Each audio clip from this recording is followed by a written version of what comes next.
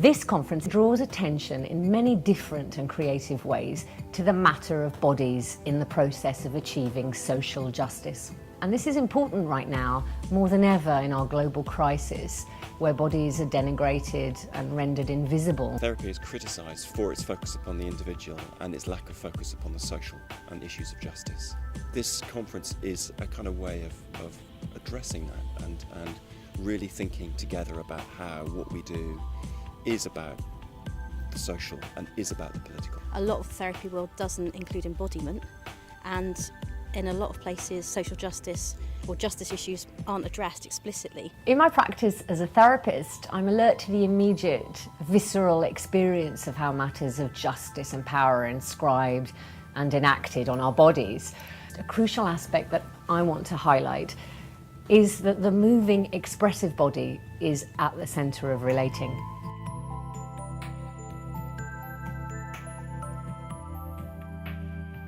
The kinds of issues that our clients are dealing with aren't just about psychological issues, it's also about things in the real world, around social issues, around racism, around economic disadvantage, and those things really impact, we know from the evidence, on people's well-being. So to really help our clients, that we need to understand the social and political dynamics, all those different things in their lives, and both help them look at how they can address those kind of issues, and also perhaps be more involved at a wider political level to look at how change can happen on a wider social basis. The impact of social injustice on individuals is absolutely profound, and it clearly has an impact on us in terms of our body, our mind, the way we think and how we feel.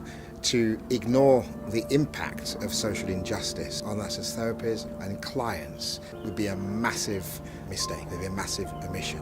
And so therefore it's really very important to have congruence between what's going on here and the significant issues and challenges being faced in society. We not only need to consider issues of social justice and how they affect the therapeutic space, but also how the moving body is central to that process, because it's that with which issues of social justice are enacted through. It's through a body, through a moving body.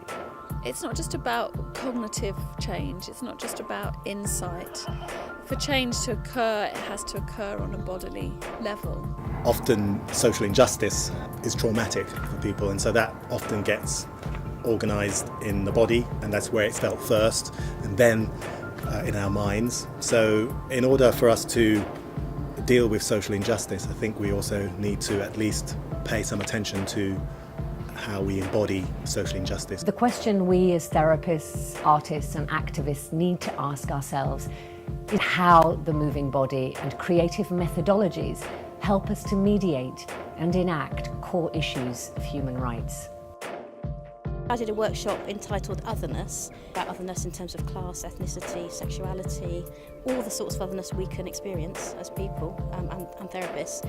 So I literally just offered a space to reflect on that in our embodied experience, so a place to come, reflect, meditate for a bit, and then contact that otherness in our experience. People are genuinely excited to have the opportunity to chew on this material, to look at where do I know things, where do I not know things. And I think it's quite a hard ask to find what does it mean to me personally that I embody a sense of social justice.